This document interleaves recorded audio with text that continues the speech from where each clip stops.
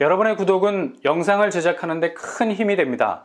영상을 보시기 전에 구독과 좋아요 꼭 부탁드리겠습니다. 아울러 회원이 되시기를 원하시는 분들은 유튜브 채널 홈피 구독 옆에 있는 가입 버튼을 눌러주시기 바랍니다.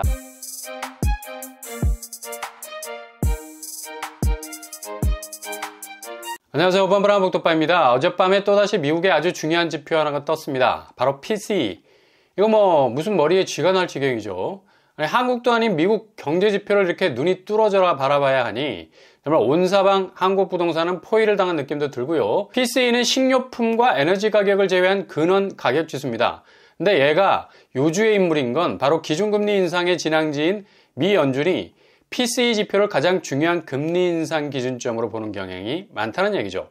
CPI 지수, 근원 물가 지수도 중요하지만 PCE가 더 무게감이 있다는 건데 거의 헤비급에 해당하는 몸무게로 시장 변동성에 엄청난 충격을 줄 만큼의 몸싸움을 주도해가는 지표라 볼 수 있겠습니다. 우려스러운 건 PCE 지수가 전월보다 0.3% 다시 상승을 했습니다. 이렇게 미국에서 무슨 지수가 올라간다는 말은 거의 한국 시장을 바짝 긴장시키는 아주 짧은 수치이지만 거의 파괴력은 금리 변동이라는 살상반경이 어마어마하다 봐야죠.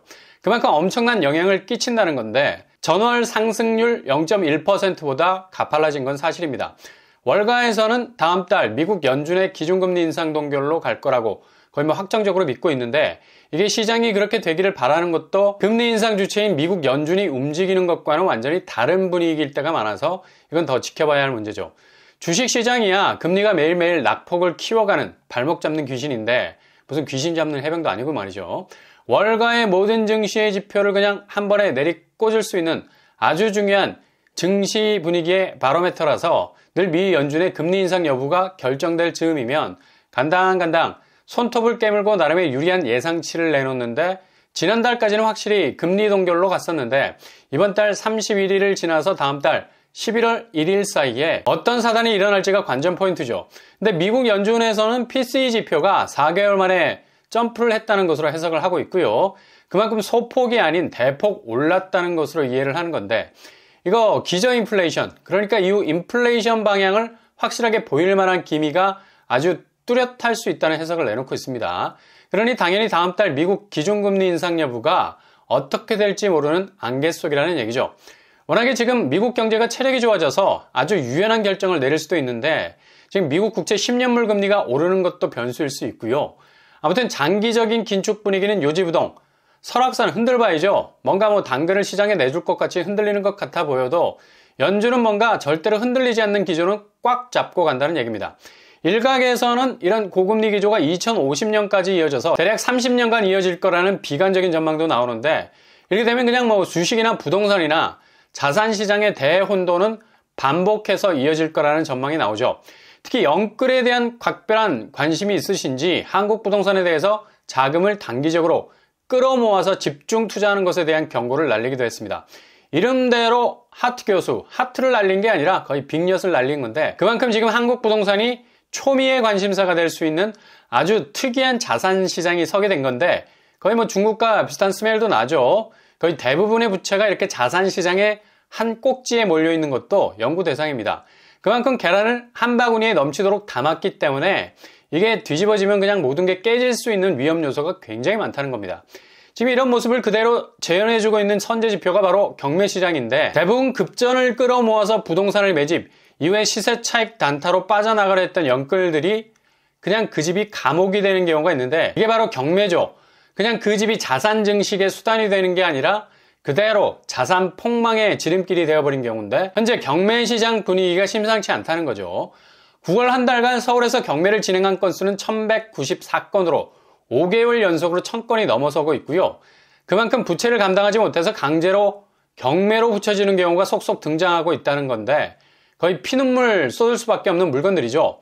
이 중 아파트가 216건으로 전달 대비 증가 추세에 있고요. 10월 기록도 곧 나올 건데 현장 분위기로 봐서는 거의 전달 대비 2배 정도 증가하는 추세로 쏟아질 가능성 높겠습니다.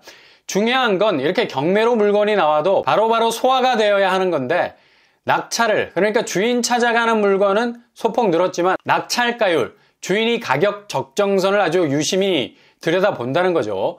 가격이 안 맞으면 계속해서 유찰이 돼서 뒤로 밀리고 가격은 낮아지고, 그러니 경매도 범위를 좁혀서 찍어서 한다는 얘기예요. 이렇게 되면 경매 시장 물건은 기하급수적으로 늘어나게 됩니다. 바로바로 소화가 되지 못하고 그냥 둥둥 떠다니다가 유찰을 거듭하면서 가격대가 떨어지게 되는 거죠.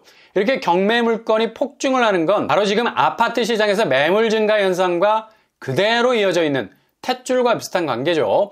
아파트 시장이 제대로 주인을 찾지 못하고 물건만 쌓이게 되면 당장 그 아파트 팔아서 현금화 시켜야 할 사람이 자금을 마련하지 못하고 그냥 와장창 주저앉게 되면 경매에 붙여지게 되는 거죠. 매물이 적체될수록 경매 시장으로 돌아가는 컨베이어 벨트 속도가 더 빨라진다는 겁니다.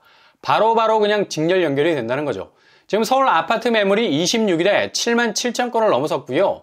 경기 지역과 인천 지역 퉁쳐서 3개 지역 매물 총합이 24만 건에 육박하고 있습니다. 이렇게 서울 수도권 매물량만 따져봐도 어마무시한 분위기로 가고 있다는 거죠. 이렇게 매물 적체의 원인은 당연히 거래량이 절벽으로 가는 중이라는 건데 9월 거래량은 3,355건으로 확정이 될 듯 보이고요. 이렇게 되면 5개월 만에 기록 경신이죠. 5월 이후로 가장 낮은 수치의 거래량을 찍게 되는 거고요. 이건 거의 쓰나미급으로 10월 달로 이어져서 현재 955건에 머물고 있는 서울 거래량이 2,000건을 넘어갈 것 같지 않은 정말 1차 하락 시기와 비슷한 양상으로 가고 있는 걸 볼 수가 있습니다. 그러니 집주인 입장에선 급해질 수밖에 없고요. 시세보다 2, 3억 낮게 집을 내놓지 않으면 쳐다보지도 않는 분위기여서 집주인 간의 치열한 출혈 경쟁이 발생할 수도 있겠습니다. 먼저 집값이 더 떨어지기 전에 빠져나오려는 아기 다툼이 충분히 벌어질 수 있는 거죠. 그만큼 그동안 대출받았던 자금 문제가 갑자기 경색을 일으킬 가능성이 많은 건데 어느 정도 여유가 있는 다주택자라면 급할 거 없으니까 팔짱 끼고 다음 기회를 노려보자면서 웬만하면 호가 낮추지 않고 버티게 들어갈 수 있겠지만 새 집으로 입주해야 하는 기존의 주택을 팔아야 하는 사람의 입장에선 어떻게 해서든 정리를 해서 자금을 마련해야 하는 부분도 있기 때문에 이건 뭐 거의 극악의 탈출방이 되는 겁니다.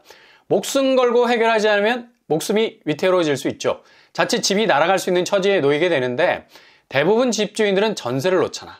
그렇게 이래저래 보증금 굴려가면서 새 집으로 환승을 노리는 거고 새 집으로 도장을 찍게 되면 바로 전세계약 종료하고 집을 팔아야 되거든. 근데 지금 전세 시장마저도 여의치 않게 돌아가고 있습니다. 그냥 사방에서 강펀치가 날아오는데 정신이 없는 거야. 올해 하반기 그리고 내년 상반기 계약이 만료되는 전국주택 전세 거래 총액이 300조가 넘어갑니다.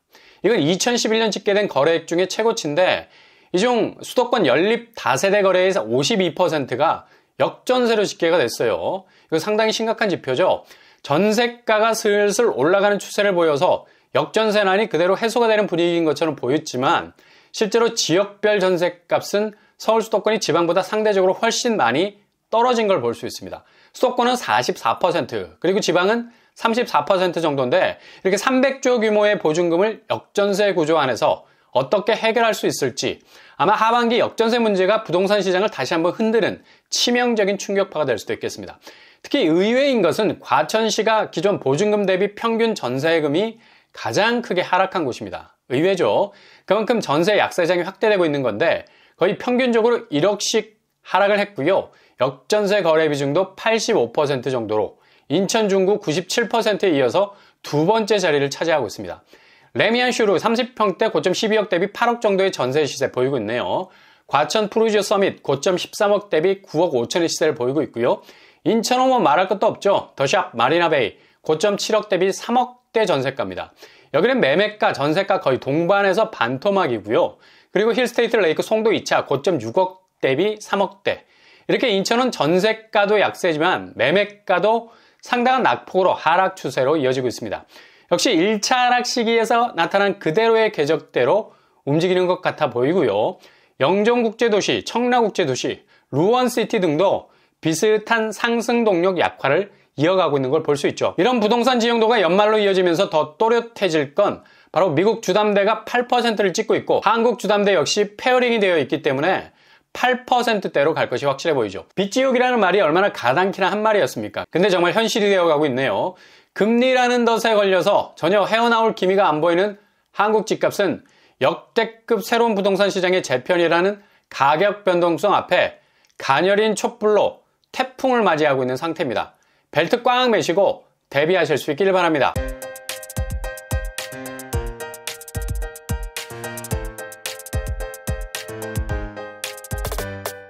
오늘의 부동산 캐릭터처, 미국에서 간밤에 날아온 또 하나의 메시지. 이건 뭐 정말 매일매일이 중요한 시그널을 주는 거라서 집값 자체의 변동성이 거의 동서남북 모든 곳을 향해 열려있다는 느낌마저 듭니다. 연말로 갈수록 전혀 보기 힘들었던 새로운 기현상들이 툭툭 튀어나올 것 같은 느낌이 드는 요즘이네요.